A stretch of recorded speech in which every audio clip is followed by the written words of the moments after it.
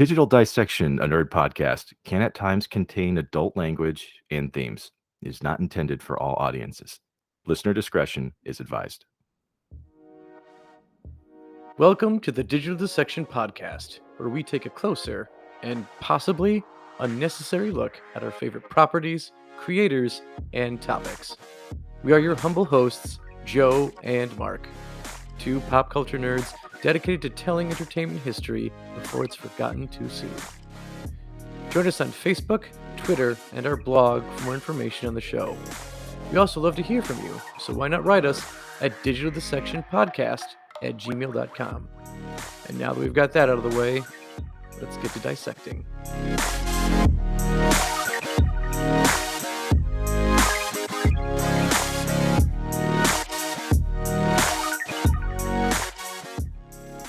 Welcome back, pop culture nerds, to Digital Dissection. Our guest today is an incredible actor behind the performances of many characters throughout TV, animation, and video games. He is the force behind characters like Leonardo da Vinci of Assassin's Creed, Michael Corleone in the Godfather 2 video game, and of course, Dominic Santiago from the Gears of War series. So we're honored to welcome to the show Carlos Ferro. Carlos, how are we doing tonight? Hey, really, really well. Thanks for having me. I'm excited about chatting with you guys about all things geeky and throwing in some curse words, hopefully. Well, those are always fucking appreciated. Oh my God. Right now. Well, you know what's funny is that most cunts that do these things, they don't know what the fuck they're doing. And I'm like, fuck that noise. We got to fucking do this right, or why even bother with the shit, right? Yeah, Damn exactly. straight. Yeah. God damn it. Well, Carlos, I want to introduce you to a couple of folks who are joining us along for the ride.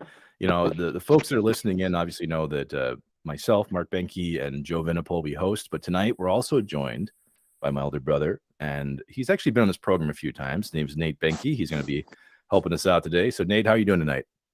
Doing great. Happy to be here. As soon as I heard that you had Carlos coming in, I was real excited.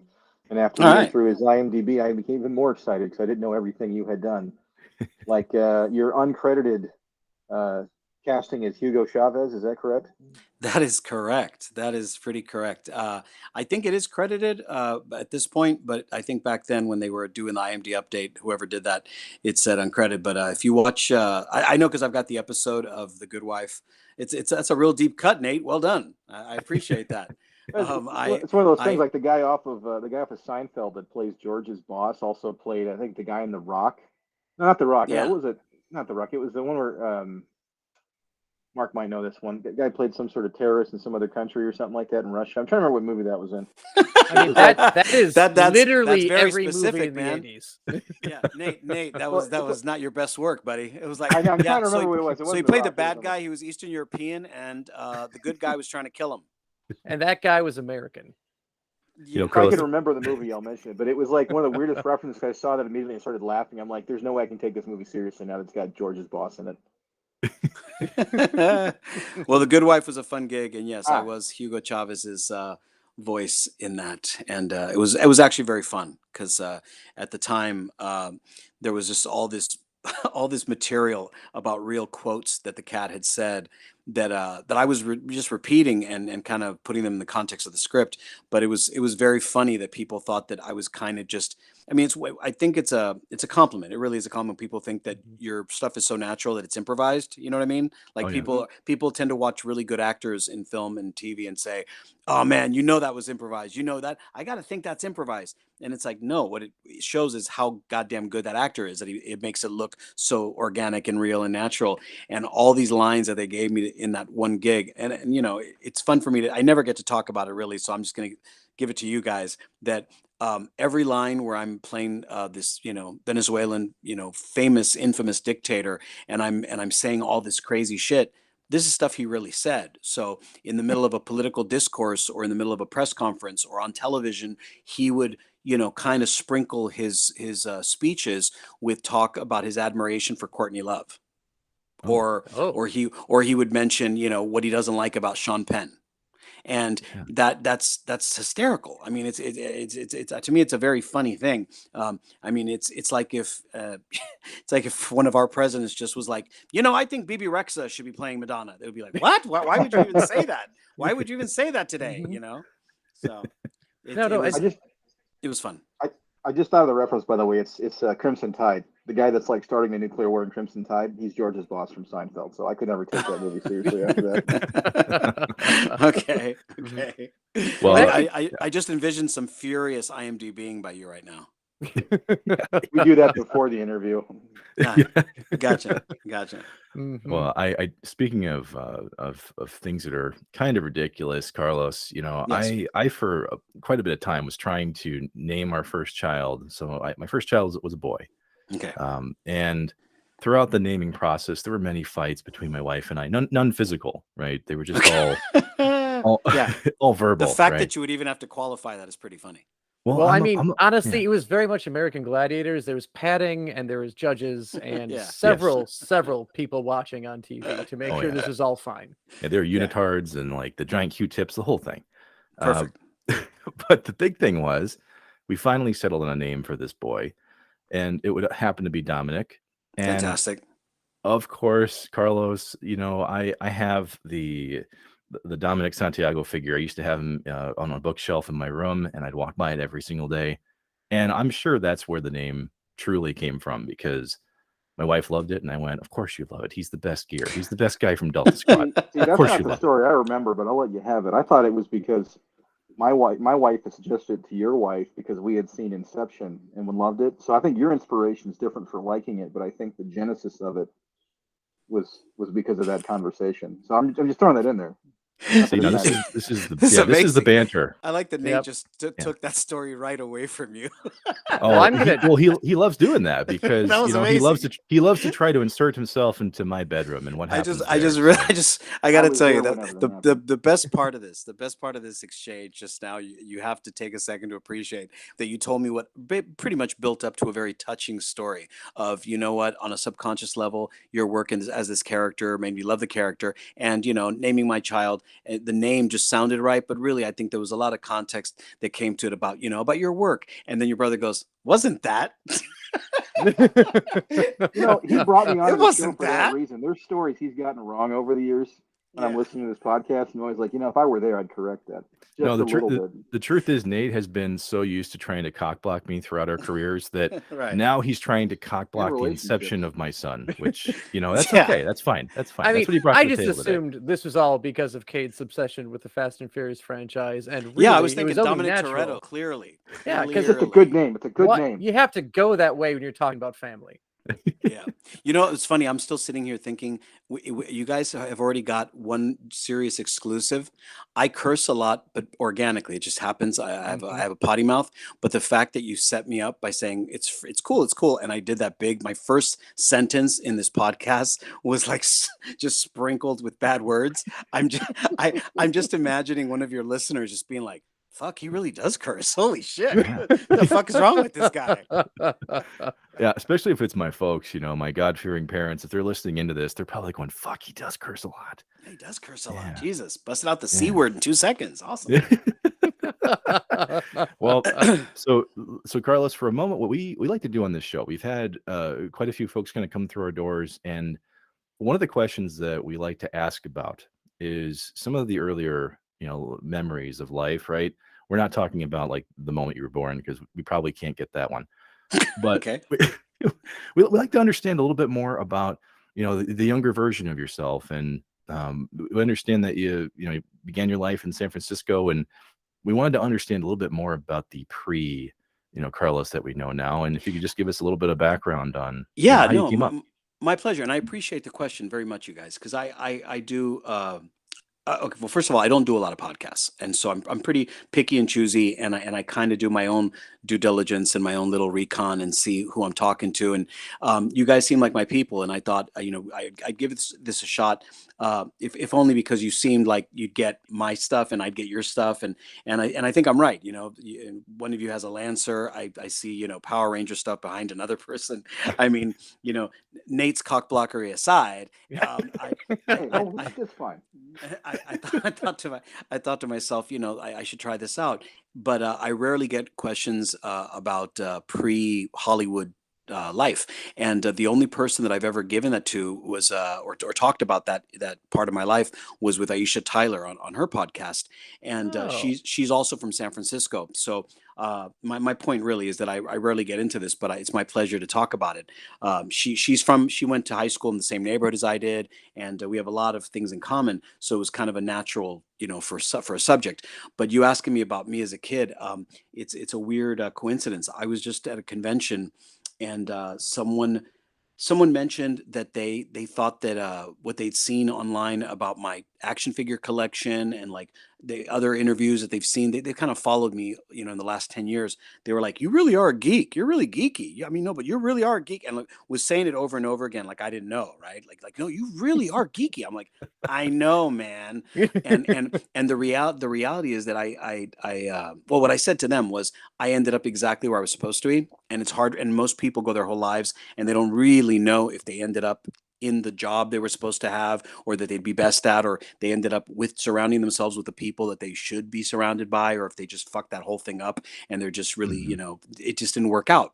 And for me, I try to find all kinds of happiness and grace and joy in the simplest thing, that the little kid in San Francisco whose bedroom looked like he sold action figures for a job, like my mom used to walk into my childhood bedroom and say, "What are we selling, action figures?" I mean, like that, like she would just look at me like, "What? Like you're crazy," because I was shelving things like every sideshow collectibles person you see now, everybody that collects hot toys or collects any kind of Mhm. statues, maquettes, people that are into their figures out of the box and set up dioramas.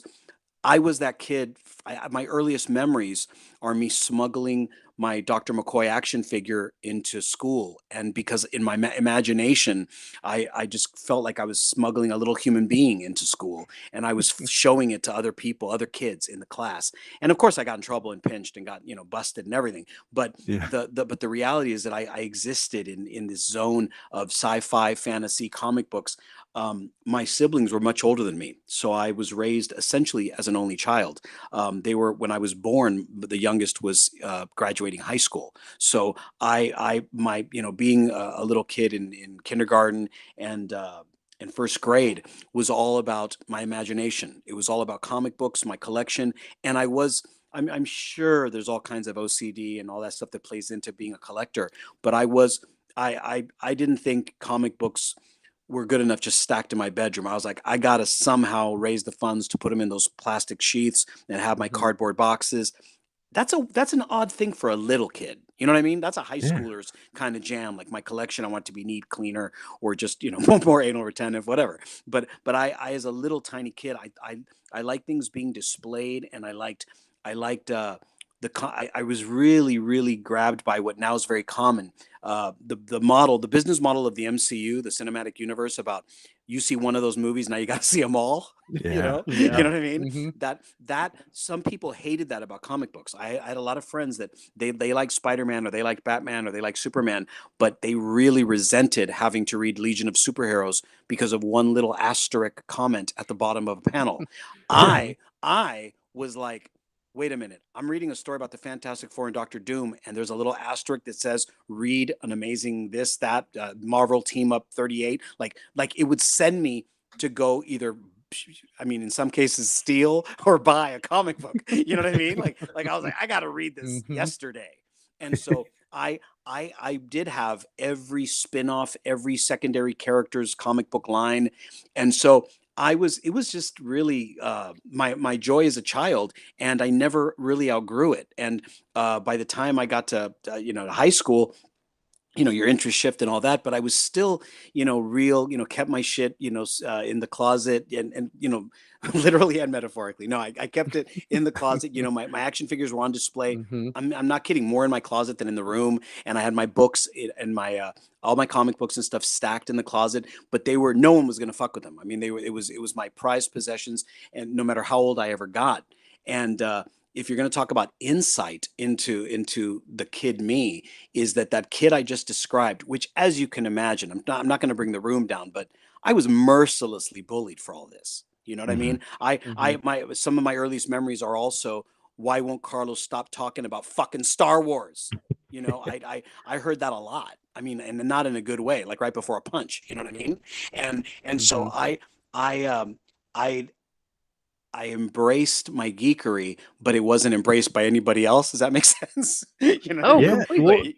You know, that's how life was for a lot of us. Yeah, I mean, yeah, a lot, it wasn't unfortunately. a cool thing. It wasn't a cool thing. So it was quite the opposite. And I got obsessive about a lot of other kinds of things like cinema and music and as I got older, these things evolved into other interests, but they were still there at the heart of it. That this bullied kid from San Francisco was pretty much an expert on all this material. You know what I mean? I was an Hmm. expert. I didn't realize it at the time, but I did have a point of reference for every James Bond movie. I did know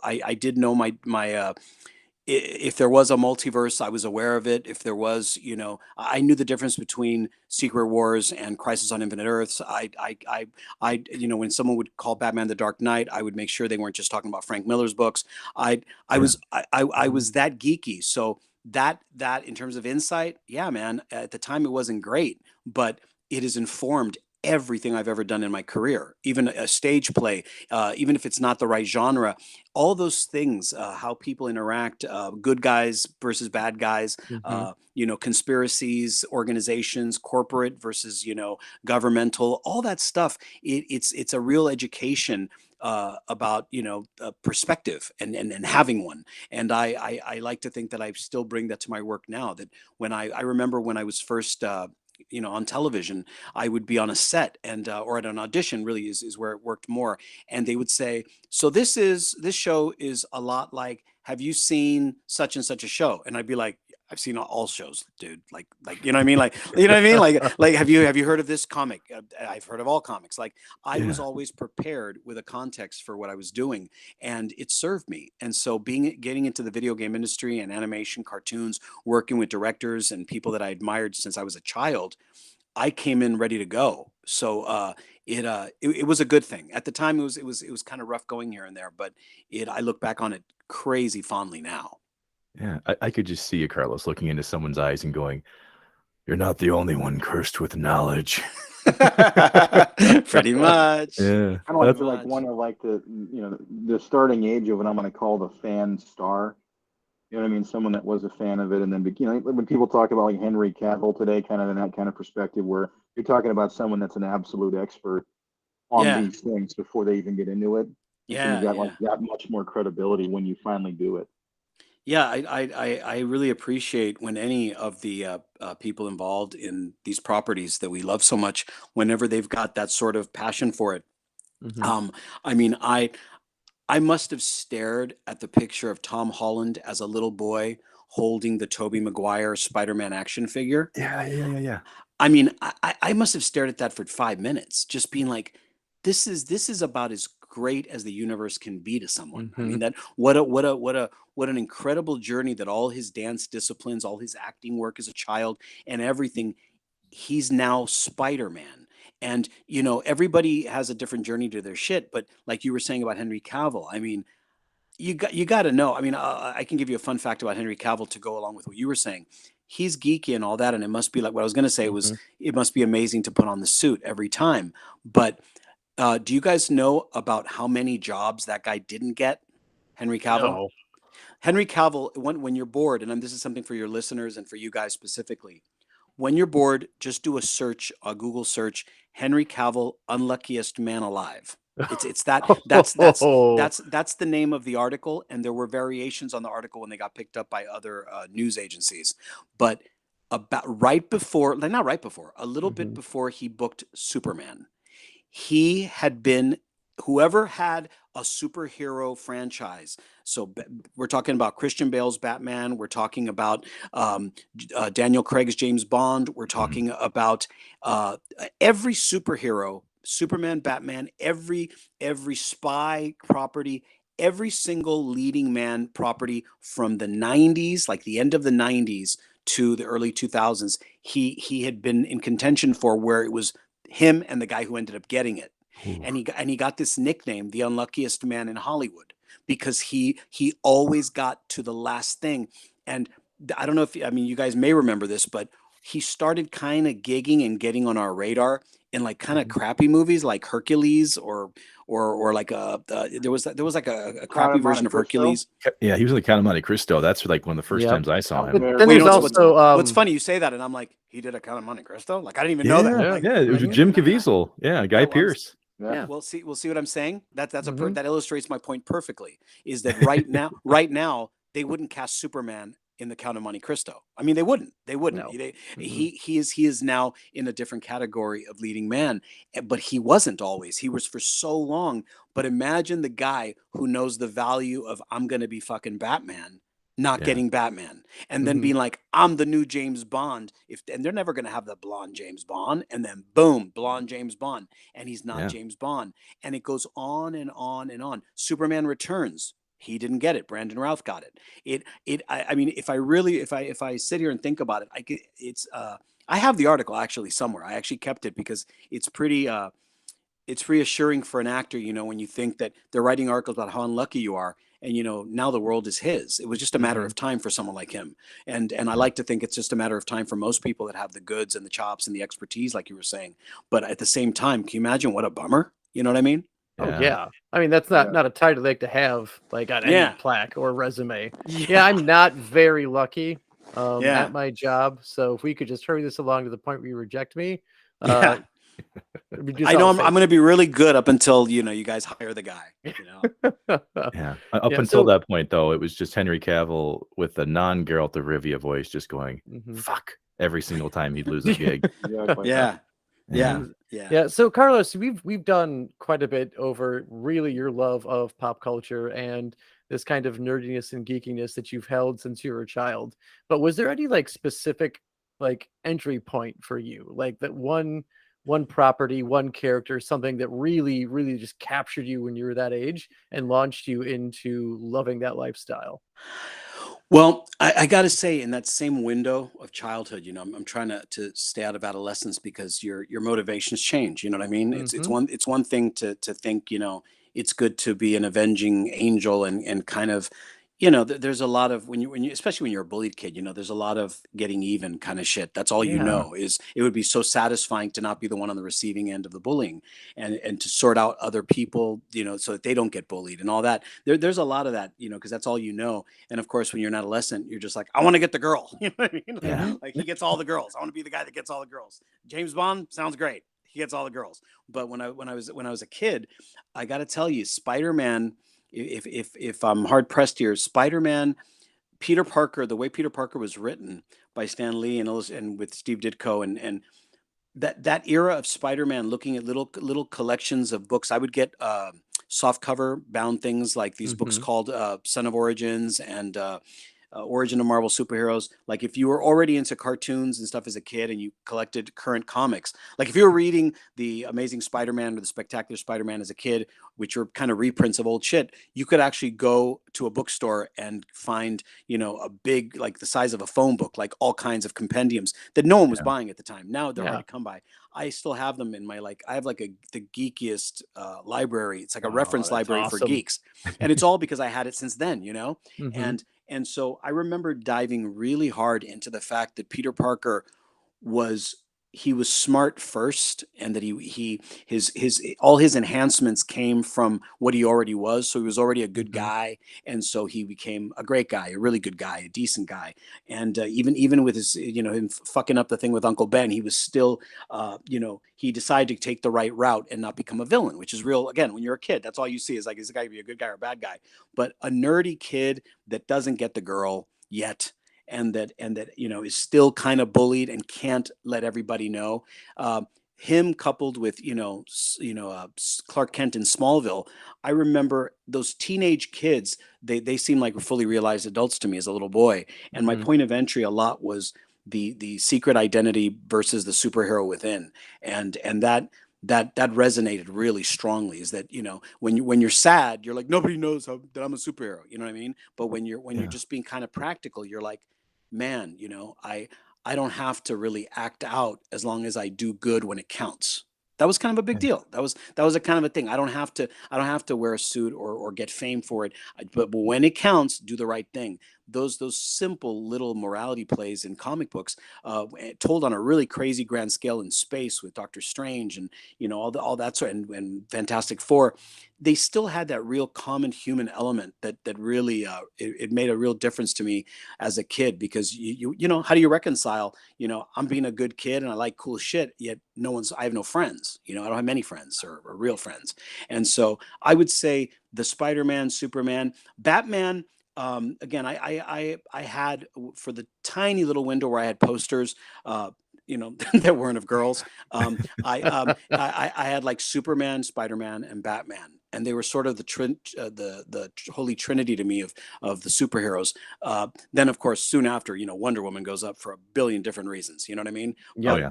But it still had that thing of like, I can do good even though not everybody knows why, or that it's me or whatever. That I would say is the long-winded answer to your question. I can't help but reference the Family Guy episode where Superman flies up next to Wonder Woman on the invisible jet, and she's actually using the toilet, and then Right. he stops and goes, "I couldn't help but notice that you didn't wash your hands in the invisible sink." It's funny. That's a play on one of the oldest dirty jokes in history. That's that. I mean, Family Guy is pretty. I mean, all stuff is derivative, right? But Sure. there's some. I'm not going to tell the joke, guys, but I will say this. It has to do with Superman flying overhead and trying to basically give Wonder Woman a heads up about that she's sunbathing, and it turns out that what he ends up doing is disturbing the Invisible Man with Wonder Woman. Yes, I think I remember that. I am familiar. So, cracking reference for anybody over 50. So there you go. Well, I'll tell you what. Before we shift away from the we'll call it the Carlos Rises section here, one question that a fan actually wrote into us was specific about your relationship with cats, and the question was, did cats find you or did you find cats? How did that relationship begin? I found cats. Here's the thing. I was a dogs guy my whole life, and I still am. I'm a dog and cat guy, but really, I was raised with a dog that was kind of like my dog, even though it was my mom's dog. Then I got her a dog, which really became my dog. So I always had a dog around the house that, I mean, you can hear it by that description that I wasn't really looking after as much as I should. But it's like, that's my mom's dog. She'll look after it. But it was clearly my dog and my laziness. When as an adult, I had a couple dogs that I loved very much. But George Carlin said it best, that all pets are little tragedies waiting to happen. Oh yeah. And I started finding that not only was he right, but I wasn't really that equipped for those tragedies. Like it was losing dogs was really fucked up for me. Like it was one of those things that there's some part of my practical mind that and it's not great to think this way, because all animals are worthy of love, and no matter how long you have them or look after them. And I know that now, but coming up as a young guy, man, I was like, man, not only am I investing my whole heart into this, but the writing's on the wall. I'm gonna have my heart broken into a million pieces. And then when it would be a real never again, fucking never again, never again. Yeah. So when I did have a couple of cats, my first pair that were mine, that I got from a litter, brother and sister, a little tuxedo cat and a pastel calico, I found that they were just a better fit, man. That they just, even though I had dogs after that, I remember vividly that it was a match made in heaven. They were so self-sufficient, yet were very much there for me when I needed them. My love for them was as strong, if not stronger, because they seemed delicate and not as sturdy as the dogs that I liked.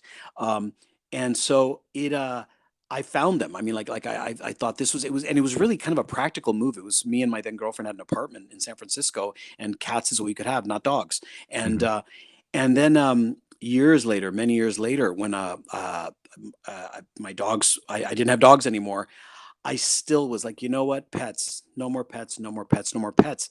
And a stray. So I guess this is kind of now in my my more recent life, in the last 10 15 years, the cats did find me. So I found them originally, then they refound me. There's a good way to put it. They found me in our cat narrative of my life. Is that there was a beautiful white just outside, a cat following a bunch of strays of like feral cats.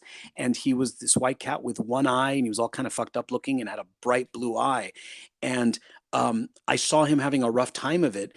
And then he came to my front door and and I didn't know why there was a meowing cat in the middle of the night. And he crawled up my leg and grabbed my neck. And I was pretty fucked. I was like, I don't know what this is, but he's so cute. And I tried to find the owner, and I tried to do all this sort of stuff. And I realized that he, like a lot of strays and a lot of cats, had been abandoned, had been basically disregarded. It wasn't like, oh God, these cats are born on the street, and what are we going to do with this cat problem? You know, we got no, none of that. This was people in West Hollywood get cats or get dogs, and they get bored with them, or they can't handle the responsibility, and they ditch them. And it's completely fucked up. So I immediately decided one day, I mean, not immediately decided, but I decided one day that I immediately have to bring this cat inside and make him mine, look after him. And that if there is a heart cat, it was Winslow, this white cat that's still in all my social media from back in the day, from the last 10 years. And I never wanted to make myself famous.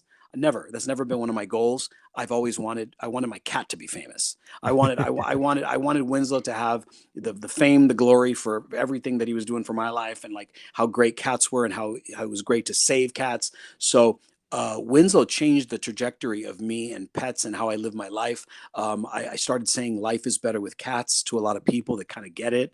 And when he passed on, I thought, remember I was saying that this whole thing was ending, and I was kind of curbing pets and dogs and cats because of the heartbreak. But if anything, having that experience and such a fulfilling and full experience with Winslow, the white cat with the blue eye, it inspired me to like never be without cats ever again. Like I gotta look after cats. If I hear something, some kickoff outside between cats, I gotta go stop it and make sure they're safe. I want to make sure cars don't hurt them. If they're outside and not being fed, well, they're fed now. Oh, you're adopting those cats. Yeah, I guess I am. You know what I mean? And I've got two cats now. One that was abandoned in near Dodger Stadium with a fucking bunny. A kitten and a bunny were abandoned. They were left outside by the people because they were moving and they couldn't take them. So they just left them outside. Someone will get them. How crazy is that thinking? You know what I mean? That's horrible. So that it's sounds like the cutest combination of animal you could possibly have.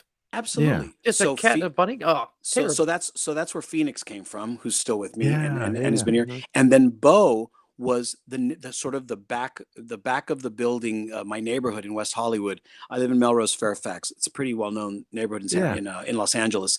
It's a skater neighborhood. It's a real famous shopping neighborhood, but it's busy too because it's also WeHo. It's Boys Town, so there's a lot of traffic, a lot of stuff, and this beautiful Siamese is just in the back of basically living behind the buildings and the houses, sort of fending for himself for years because his owners would die. They would die, and then they would just put him back there. And because the neighborhood houses would feed him and stuff, he would stick around and be looked after kind of half-ass. But the reality is that he still was a homeless cat. He wasn't feral. He wasn't a stray. He was homeless. And when the protests happened during pandemic, I was like, fucking, that's it. I mean, that's that. I couldn't live with myself if something happened to the cat. So Bo's been with me ever since, and he and Phoenix both I say it all the time. They owe their quality of life to Winslow, and I owe my quality of life to all three of them. So there you go. Awesome. I've been a big fan of cats my whole life, but my brother can attest to that. We've been big fans of cats, and so I wanted to ask you about that because, for one, cat people are the best people, and I'm not just saying that because you're on this call, Carlos. Kind of am, but seriously, cat people are the best people. And I used to say dogs. I used to say Cliff Bleszinski, the creator of Years of War and Jazz Jackrabbit and Unreal and all that sort of stuff. He loves dogs, and he always has. And we bonded early on about our love for animals. And he used to say dogs rule, right? He would hashtag dogs rule, and I would say hashtag dogs rule. So I wasn't contradicting him. I was agreeing. But I patted myself on the back probably for a month. I said dogs rule, hashtag cats reign. And I stand by my statement. It's a different kind of love. It's a different kind of relationship. But it is a bit trite and a little cliche, but it all comes from truth. Is that you have to earn their love and respect, and Yes. there's something to that, is that I've seen in every scenario, every way back, going back to the 90s, every cat I've ever been around that is my cat, basically. Okay, so it's my cat. They don't sign up to be anybody's anything. You know what I mean? You know, they sign up for food and shelter, and that's about it. And I find my behavior towards them, uh, eventually, if not pretty soon in some cases, starts getting reciprocated. You start getting kind of marked by them, and they do find you, as you were saying earlier on, and they Yeah. do attach themselves to you, and they hang out and follow you around and stuff.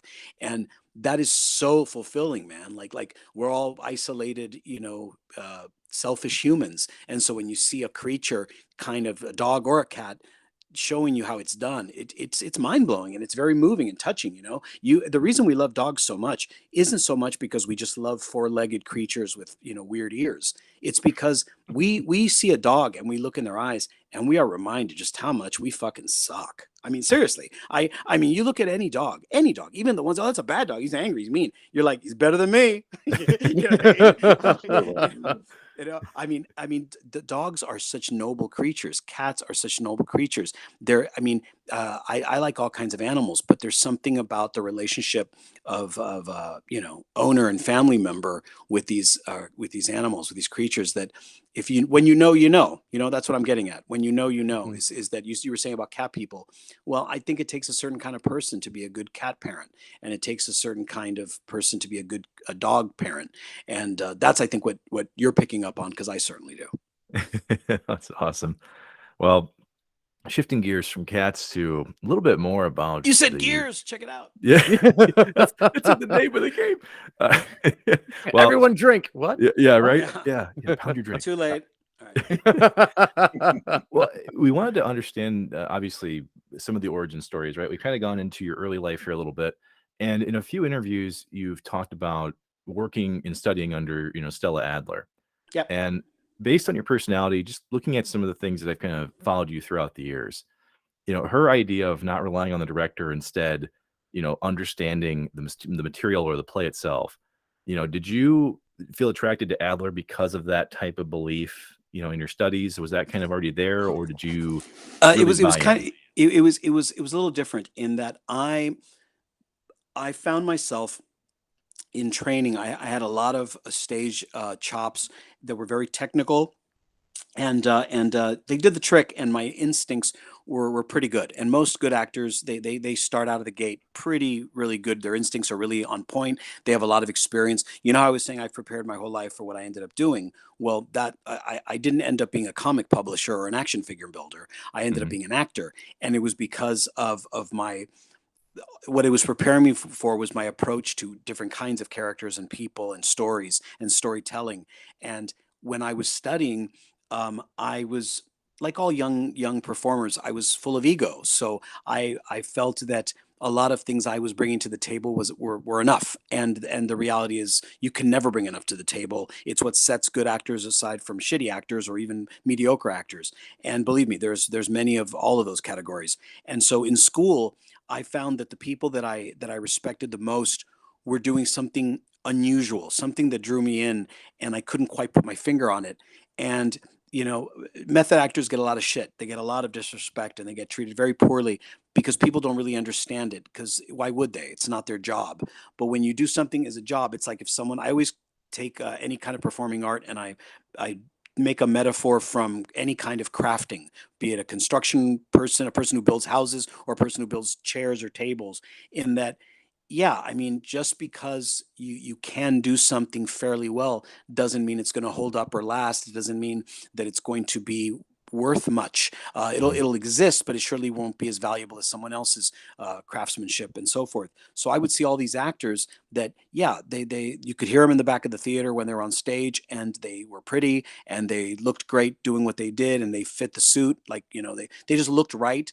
But it was kind of boring. The boring part troubled me, because I didn't want to be one of those people that was like, yeah, there he is, sure. I mean, sure, he, as long as he keeps playing guys that sound and look like him, we're okay. Not we're great, we're okay. You know what I Yeah, mean? yeah, yeah. And that we're okay thing scared the shit out of me, because I didn't sign up to be a decent actor. I signed up to be the greatest actor of my generation. You know what I mean? Like I wanted the moon and the stars, you know, and everything in between. So what I found is studying different disciplines would help. Looking into studying with the best improv teachers in San Francisco and improv groups, but moreover, not just having technical stage chops and preparation, but studying scene study.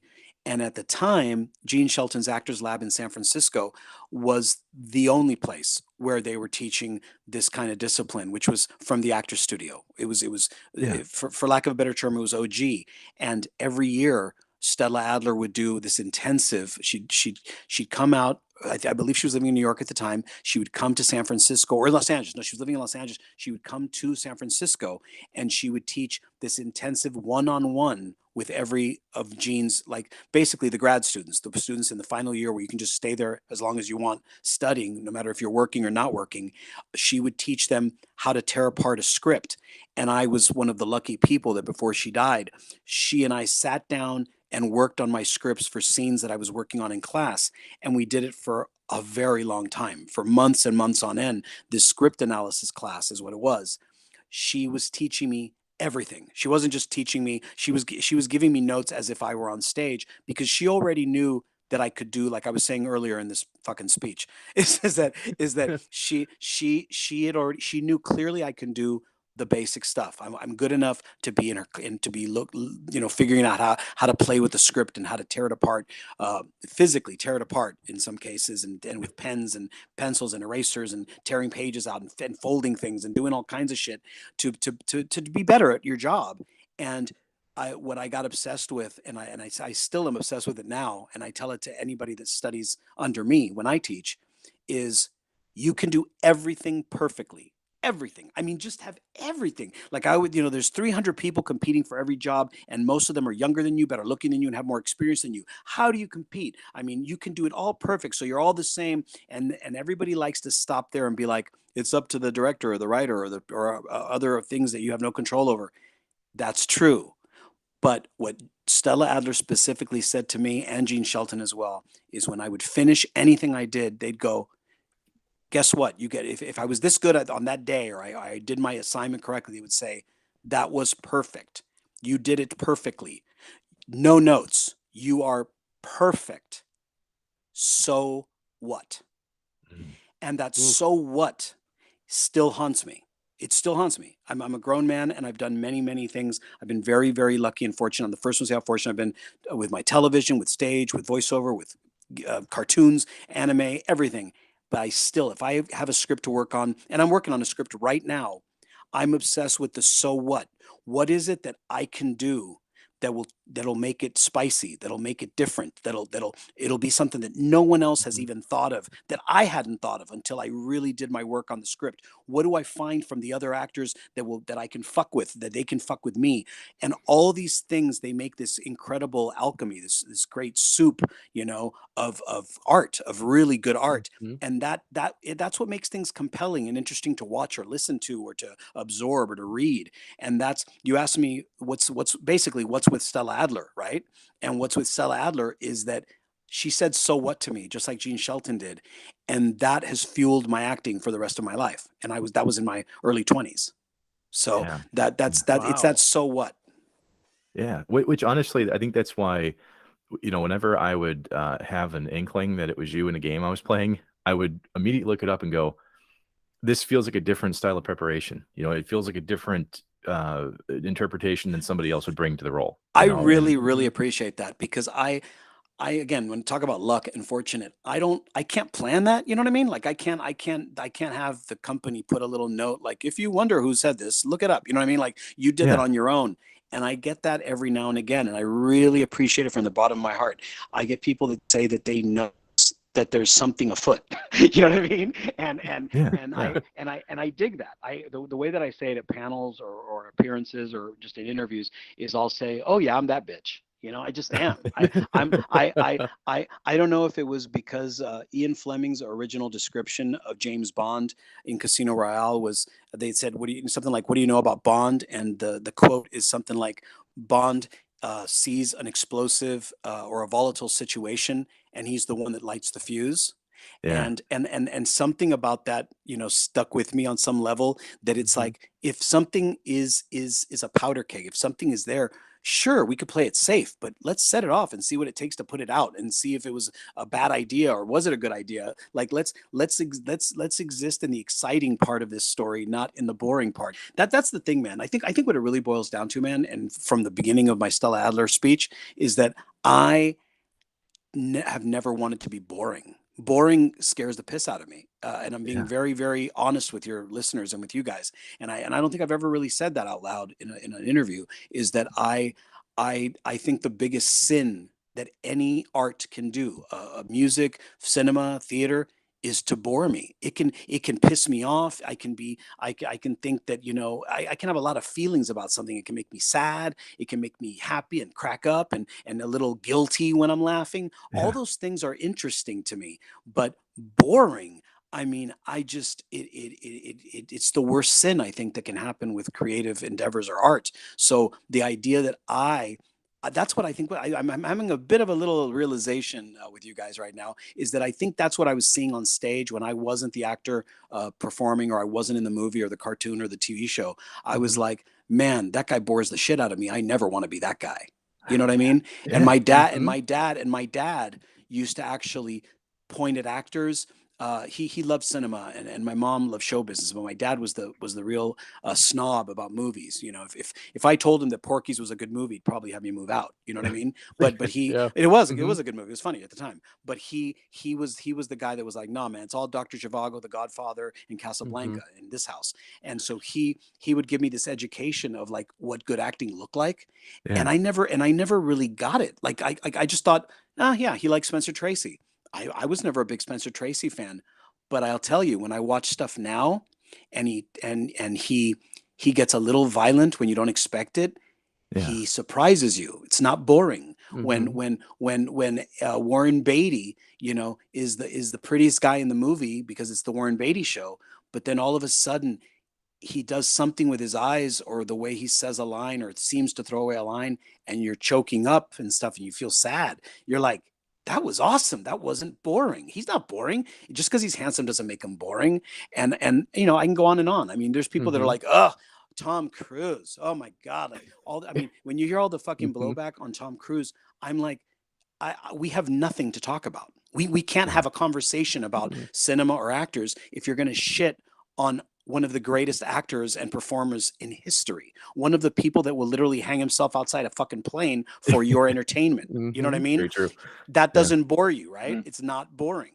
No, And no, so no. when and I'll bring it back to my work, man. Not to fucking pontificate about how great Tom Cruise is. It's not it's not. I mean, as much as I want to do a commercial Mhm. for Maverick, no. But I'm saying, I like the idea of you, like you said, you're playing a game, or you watching a cartoon I'm in or something, or see me in the rerun of some such nonsense, Mhm. and you're like, oh, that was a weird thing to do. I'm like, thanks, man. That was my intention all along. It was to be interesting and not boring. I Well, think I think yeah. that it's kind of I think when we were talking about it, is that there's just some actors out there that they own it so much that you look forward to the next time they're going to be on screen. I mean, they're the ones that really drive, the movie, or in your case, that are driving, the entire sequence. When we're playing through, like there's other people, and not bashing anybody else that did those games, like especially like in Gears of War or something, but we looked forward to the scenes that you did, not just because they were plot movers and designed that way, but also from the way that you took ownership of that. I appreciate it, Like, man. That means a lot to me. Honestly, it means the Mhm. world to me. It's actors, we're as much ego as we present, and all the front, and all the self-congratulatory social media bullshit. The reality is that all actors are an incredibly insecure and really needy lot. Like we crave validation and love. Like, I mean, I would say it would be hard. You'd be hard pressed to find an actor, male or female, any gender really, that does not do what they do because they want love. You know what I mean? They inevitably want mhm. want people to say, that was good, mate. That was pretty good. We love you for it. So I appreciate it. Thank you.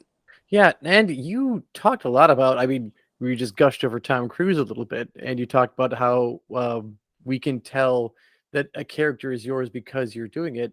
But are there any other actors out there that you think really had a major influence on you, or anything that you feel that you've gained in your career after watching them? I'll give you one. Okay. I'll give you one very specific, and I mean, I never tell this story, so you guys are in probably a club of two, okay? Ooh. But I will tell you, if you ever get a chance to see the movie Mhm. The Fountain by Darren Aronofsky, okay? Darren Aronofsky directed Requiem for a Dream, Yep. Yeah, crazy yeah. movie, Fast and all that shit, okay? That's all anybody ever remembers about that movie, by the way. You know what I mean? It's like this glorious piece of art, and everybody remembers like the most fucked up part of the movie. There's a lot more to Darren Aronofsky than that scene, I guess is what I'm saying. But like The Fountain is his sci-fi just epic. It's really a beautiful movie, and it like Black Swan, another one of his movies. All great artists, hit and miss, and I consider The Fountain and like Black Swan like his two hits. And The Fountain, it's Hugh Jackman and Rachel Weisz, and it's a story that takes place in different time periods, and it's just awesome. It's like it's like when David Lynch made fucking Dune. It's like Yeah. it's like the last person you'd expect to want to do a sci-fi movie, because everybody wants Star Wars, and they got Dune that year, and there was like, what the fuck's going on here? You know what I mean? But it was interesting, compelling. It was David Lynch, so as a piece of art, it will always hold up, even though the more recent Dune is way more faithful. And you know what I mean? Like it's one of those things that you don't expect Darren Aronofsky to make Star Wars, but his sci-fi movie, The Fountain, it hits in a real amazing, incredible, and very specific way.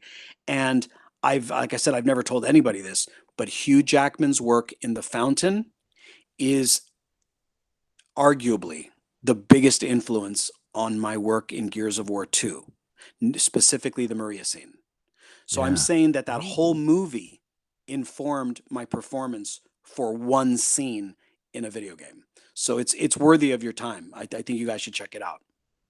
I love Hugh Jackman. I Mhm. mean, even my kids picked up on The Greatest Showman, and my son constantly sings the soundtrack from That's that awesome. movie. Mhm. So that's cool. That's awesome. We love hearing about those kinds of When you stories. see because, when you yeah. see Hugh Jackman, I'll tell you, you guys are geeky enough. I can tell.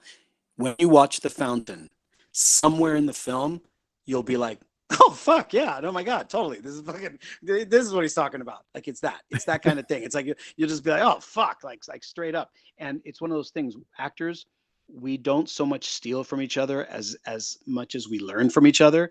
And Mhm. Yeah. why wouldn't I be influenced by one of the greatest stage and cinema actors in history? Why wouldn't I take a lesson from him on, bitch, this is how you do it. You know what I mean? Yeah. Yeah. And that's why I'm very grateful for that movie when it came out, what's in it, because it was a wonderful influence. And the Maria scene kind of changed the trajectory of my whole career.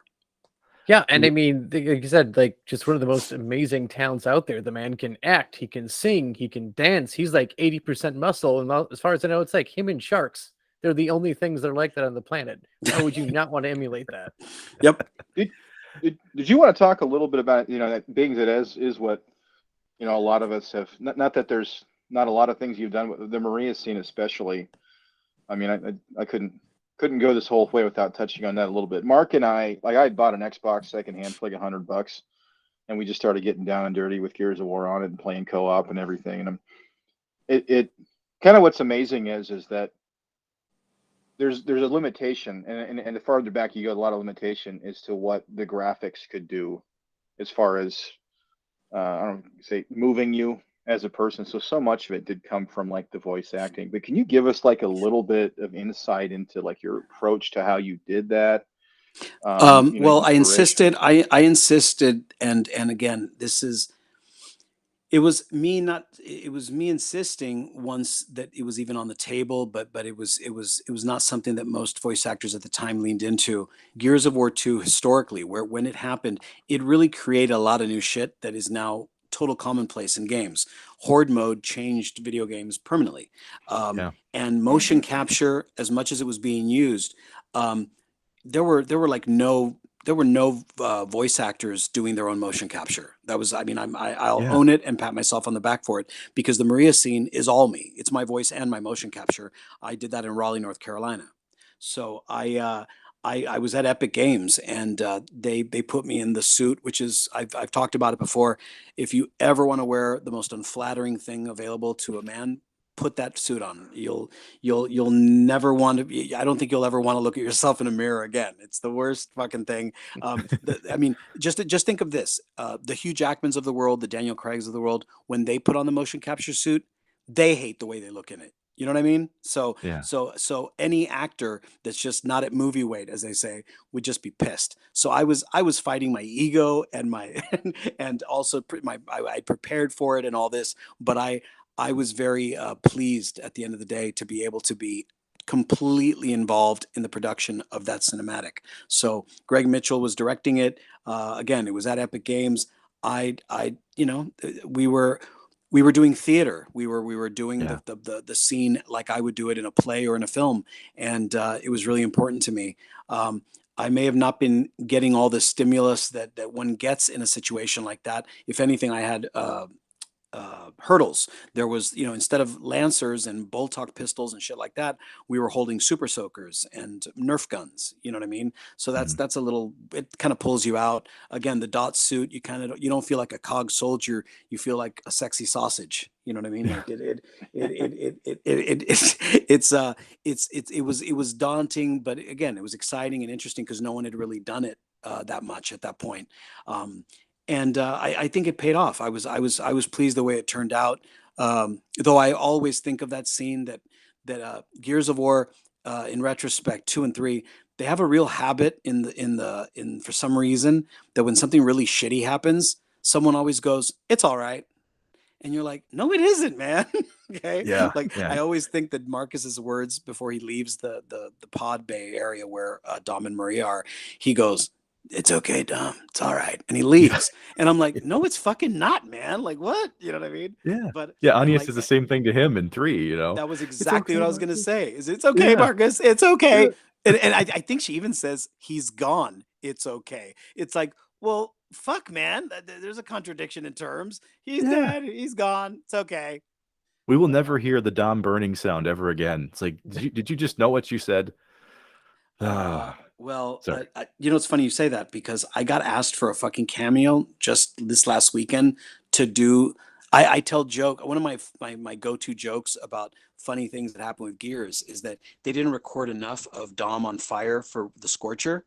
They Yeah. usually are very good about this, but they didn't record enough takes, enough ways of me doing it. So they fucked up. I mean, it's a classic fuck up Easter egg. Is that usually they do different versions depending on how long you're being torched with that thing, and mine is just the initial, like, I'm on fire. So if you keep burning, here's a fun Easter egg pro tip for you. If you ever use the Scorcher on Dominic Santiago in Gears, he'll go ah ah ah ah ah, and it sounds funny. He looks like Homer Simpson running in a circle. You know what I mean? So It's what so this kid, he asked me to do that Dom on fire noise in a cameo, and then you just brought it up now, and I was like, are you referencing that, or are you referencing something else? It kind of blew my mind. Yeah. Yeah. I honestly, it's stuck in my head ever since I played that game because yeah, everybody's got a different burning sound, but Yeah, Dom's mine is will. the crazy one, right? So, if as an exclusive for this podcast, how would you have made it sound had you had it your way?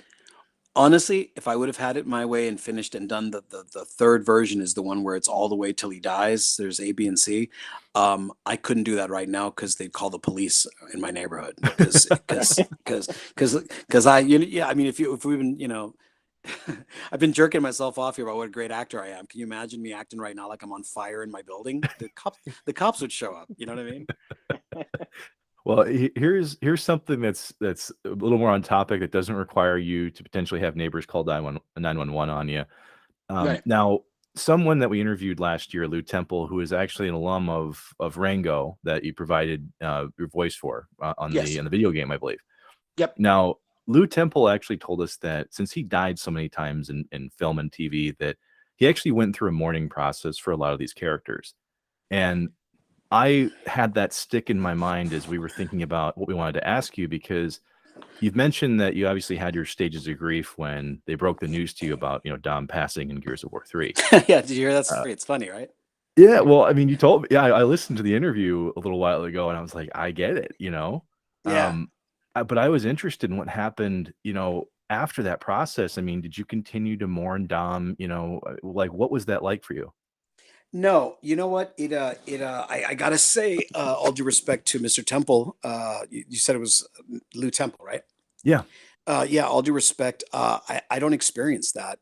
Even if I mean, a lot of my characters die in general. Like, just they tend to give the die. I mean, it's a weird compliment to both Mr. Temple and to me is that they tend to give the characters that die to actors that can kind of pull their weight in that respect, in that you'll notice. Does that make mhm, sense? You know what I mean? yeah, Like you'll care. You know what I mean? You don't give it, if you give it to an unlikable cat or to a cat that doesn't have much to do and they die, you just go, who gives a fuck? They died. But they do these cinematic and very strong deaths with people that can contribute something kind of interesting and compelling, right? So I after 3, I knew I was excited about it, and I made peace with it and all, but I knew already right out of the gate that we were going to start working on 4, on the intro to 4. So yeah, so for me, the character, I just found another part of his life to get invested in. We worked over the course of 2 years to get that right, to get the intro to Gears 4 right.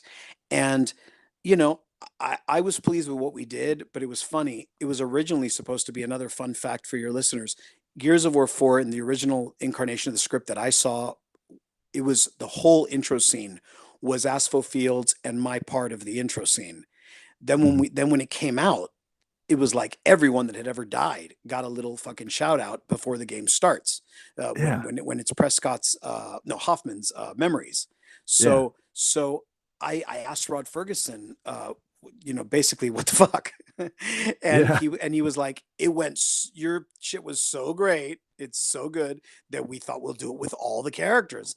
And of course, what do you say to that, right? Like, no, it was my fucking scene, you know what I mean? But I mean, yeah, yeah, you asked me about making peace with things.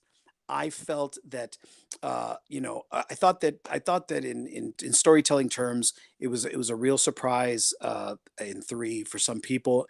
I thought it could have been later in the game. I thought it was a little early, so that kind of bummed me out. But I made peace with where it came in the story, and I was fine with it. For 4, I thought, what a great way to get in after Unreal. I mean, after Ultimate Edition had come out, and we now knew what Gears of War looked like on an Xbox One. I thought, yeah, yeah, Gears 4 is going to be great because it's an Xbox One game. But now that we know how to play it, now we can explore, prequel bits. We can do DLC of different kinds of squads, which is the direction they went. But I was really kind of hoping Dom got a little more to do in that opening scene.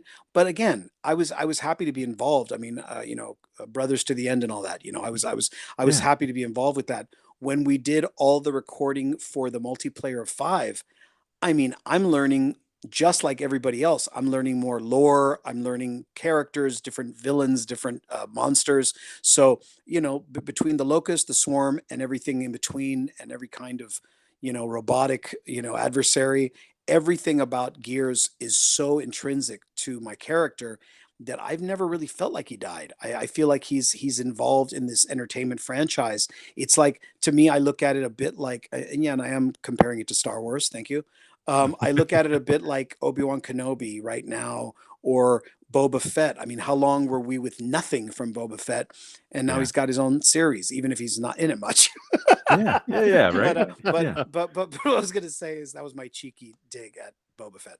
Anyway, the thing with Star Wars, as a touchstone for me when I talk about Gears, Assassin's Creed, Call of Duty, Uncharted, Saints Row, anything that I'm involved in, is that with games, with this sort of thing, with these properties, the lore is the star, and yeah, we can keep contributing to it and jump around in timelines and locations. That's what makes it fun. The reason that model I mentioned at the beginning of the podcast about Marvel and DC, about comics, about, oh, we got you with one, the first taste is free, like the old drug dealer model, and now you're yeah, screwed because you got to keep buying for the rest of your life. Well, it's even worse with in terms of pop culture, because one thing can turn into 20 different properties that now you're obsessed with. And for me, Dom being a part of it on any level is very, very pleasing. But it's cool that to me, Dom has never really died in my eyes. That was his death story. It's just like, Luke in fuck, what a weird comparison. No, I was gonna say Luke in fucking Rise Last of Jedi? Skywalker. No, Rise of Skywalker. Okay. But no, I meant Last Jedi. But when I thought Rise of Skywalker, I was like, oh, don't even talk about that movie. But but in Last Jedi, the fact that we witnessed him, going away, I was like, well, we saw that, but that doesn't take away from what happens in the Mandalorian or what's happening on Obi-Wan. You know what I'm saying? Not Obi-Wan, Very true. fucking Book of Boba Fett. Yeah. Any time that Luke pops up, he's not really, oh, he's dead. We can't see any more of him. You know what I mean? I mean, Yeah. Andor is the story of the guy who died in Rogue One, man. I mean, Yeah. it is, I see it that way. I think, and it's going to sound a bit like a young actor campaigning for a part, so I'm not doing that. I have to make that disclaimer. Are they Okay. But I got to say, people have been saying to me since Gears 3, why didn't Dom have his own game like Judgment, like the Baird Cole Sure. game? Like Right. why isn't there a whole thing about the young Carlos Santiago and Dom and Santiago brothers, yeah. stuff from the books and all that sort of stuff? And I'm like, fuck yeah, man, I'm fucking in. I think in those terms, not just because it's a job for me, but because it's a cool thing for my property. I've always viewed Gears of War to be as big as it is now, and for there to be books, comics, toys, action figures, board games, I mean, I'm well aware of being an action figure and toy collector. I'm well aware of all the merch and stuff that's out there of Gears of War, and it is like a Star Wars or Star Trek property, Yeah. and it's part of our modern mythology. So for me, in mythology, gods never really die. You just tell another story. So yeah, I just called Dom a god. Yeah, I did. I did. Did they name go ahead. Carlos after you? Yes, they did, and they I was presented me about to with a say. cog tag about it. It was awesome. Okay, just wanted to make sure we settled that one out. Okay. Yeah, Well, Carlos Santiago is named after me. Yeah. I do want to say this, Carlos, that even though the gods comparison, may seem grand to a lot of people, I agree with it. I really do, because there's only a few games that have actually brought me to tears, and so your performances in Gears of War did that for me, and I appreciate it, so and that was the idea, man. So that Yeah. means that I had this thing I was trying to accomplish, and you're letting me know that I accomplished it. So thank you.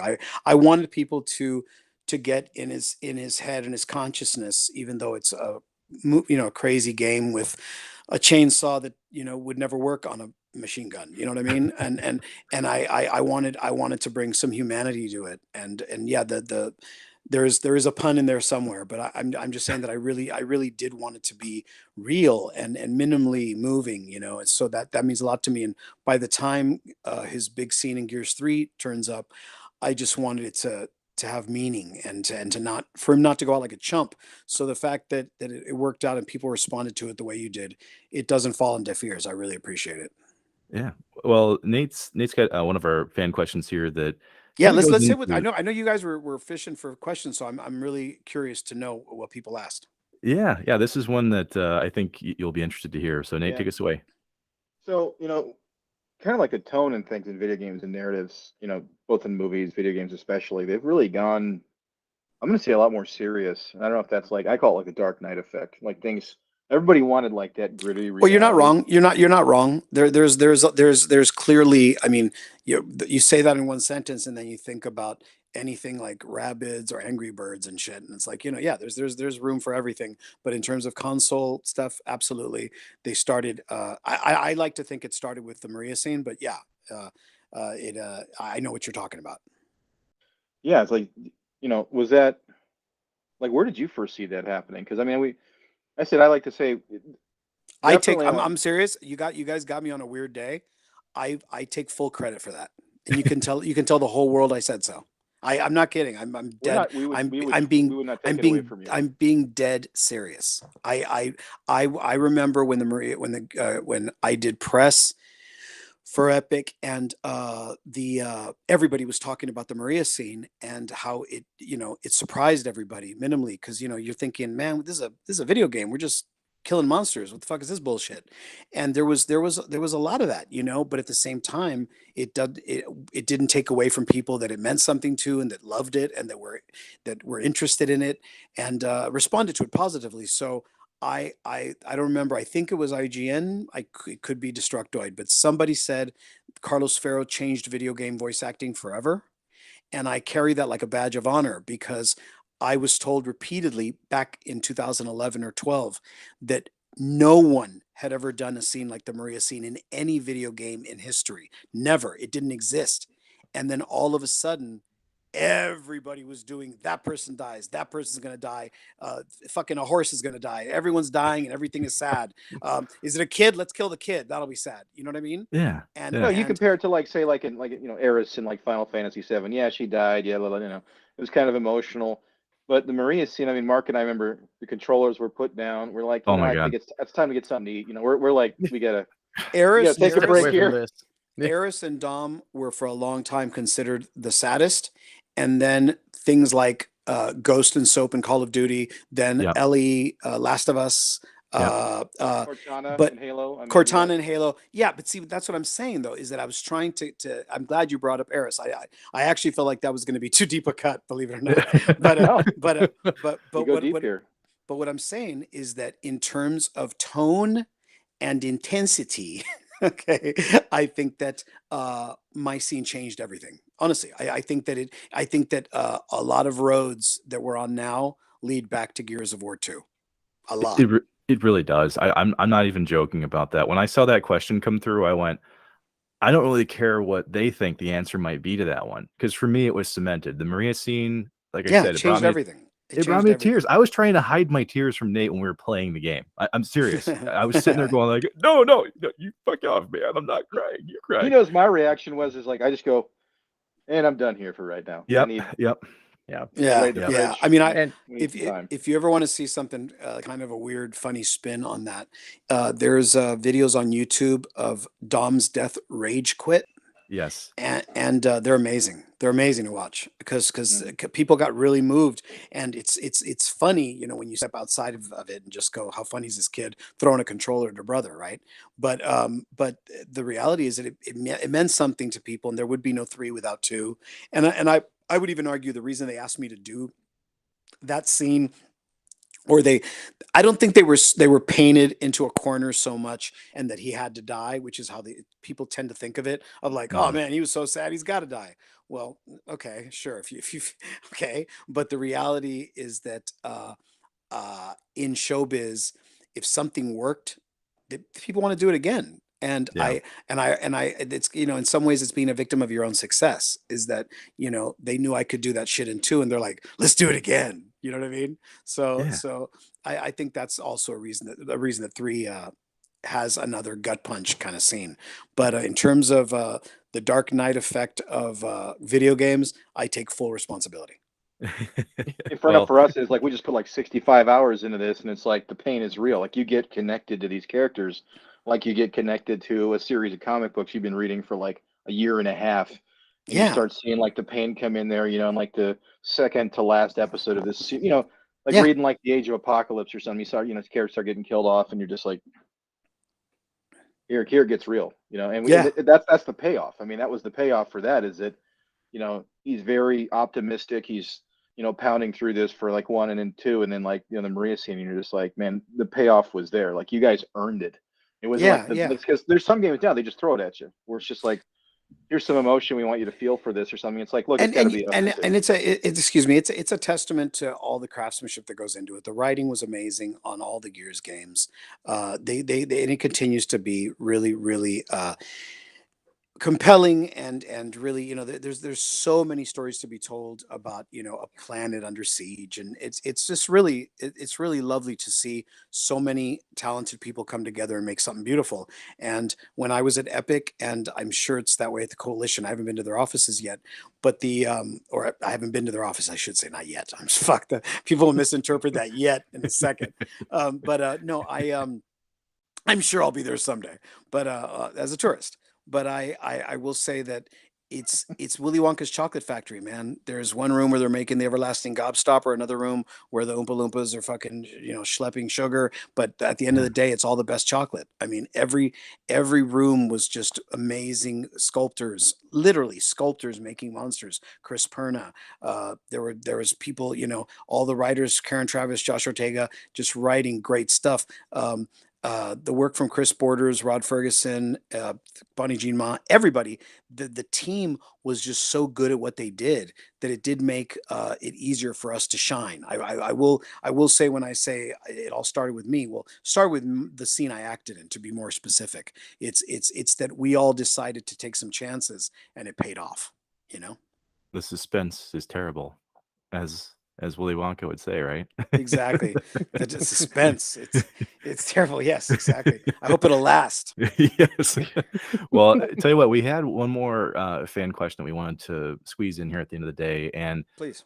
this one might actually be a deep cut too, in a sense, because it refers to Rostros, your family story in a way. Yep. And the Did question, you watch it? I've actually seen it. I remember Oh, cool. watching it because it's been you put it out in like 2005, if I remember correctly. Yeah, correctly. It was Yeah. 2006 or something. Yeah. Yeah. So I've seen it, and honestly, I connected with it before I even saw this question, because honestly, your mom reminds me a lot of my mom. My mom's an immigrant to this country, and they have the really similar sense of humor. So I'm Yeah. trying not to get choked up here, because when I saw No, it's your cool. mom tell jokes, she was so damn funny in that Yeah. in that interview you did with her. And your dad, when you mentioned your dad earlier, I thought, like, this feels like exactly what I saw in that video. Like, Thank you. this guy, he is so dry, he's perfectly dry.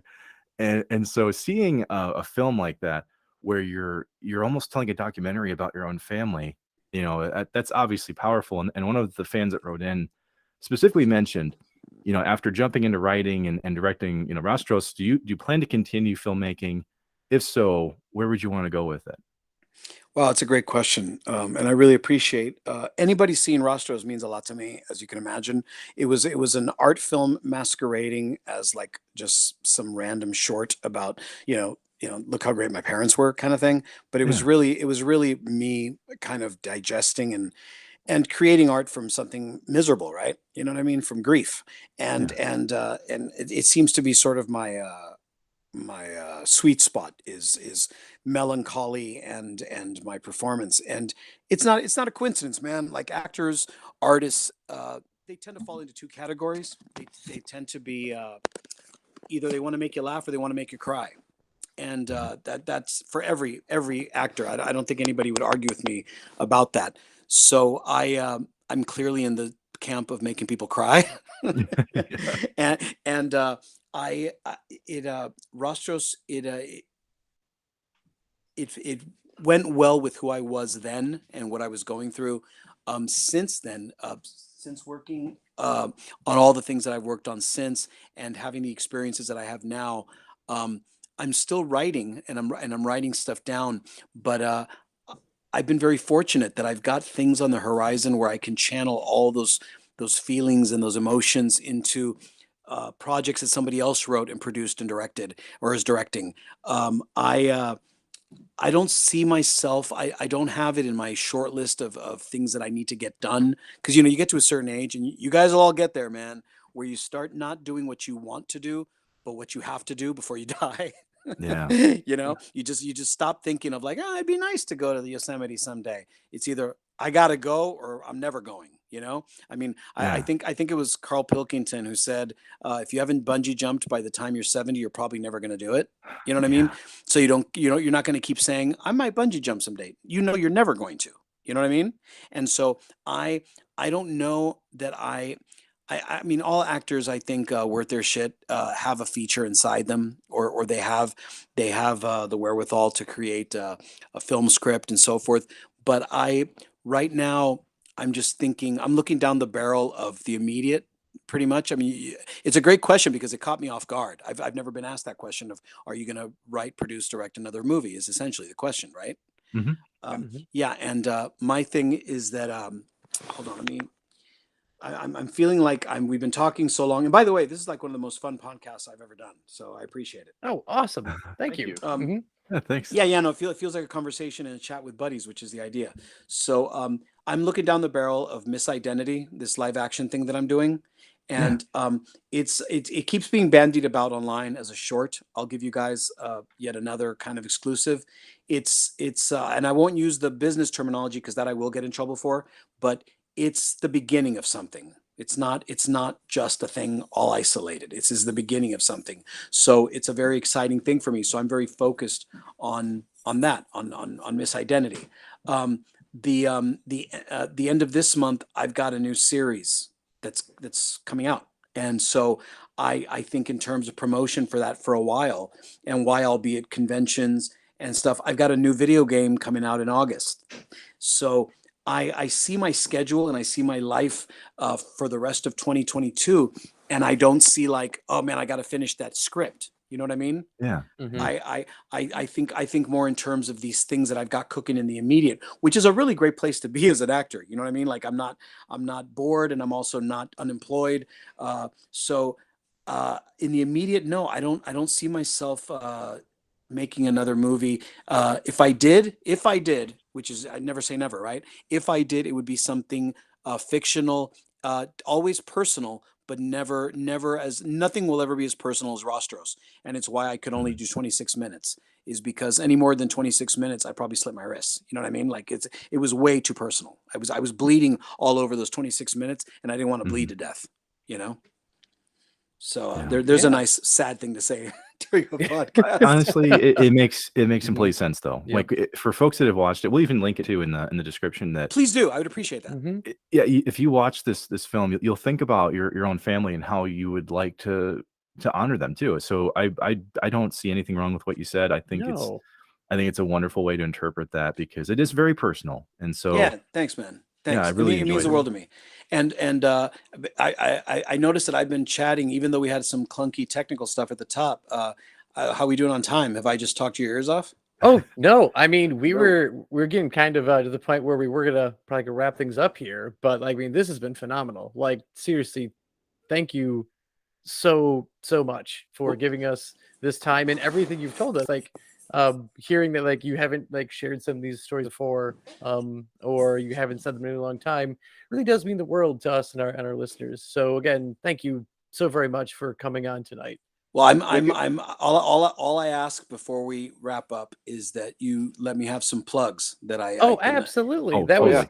was actually the next step, because what we typically do is let you just have the floor for the last few minutes here, where you get to talk about anything up and coming that you can talk about, where to find you for social medias, conventions, any events that you're doing, before leaving us with our tagline.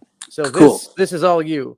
Okay, cool. Well, I will give you guys and your listeners a tiny bit of homework, and that is that I can't say what my series is that's coming out at the end of this month, but just by saying at the end of this month, pretty much gives it away for people that pay attention to the sorts of things that I'm involved with. But it's I encourage you guys to speculate, because it'll only be good for the show. But like I said, it's a really cool thing. I'm in every episode and doing a lot of shit, and it's very exciting. But that being said, the first convention I'll be doing after that is next month. I'm in Houston at Comic Palooza, which is a nice big show, and I'll be celebrating this new series that may or may not be on Disney Plus. And Okay. and GalaxyCon in Raleigh, North Carolina next month as well. Big celebration of the new show. And August, there's not a lot of video game releases that are happening in August. So do the math there, but I do have something in August. And again, I love people speculating and searching and figuring it out or not figuring it out.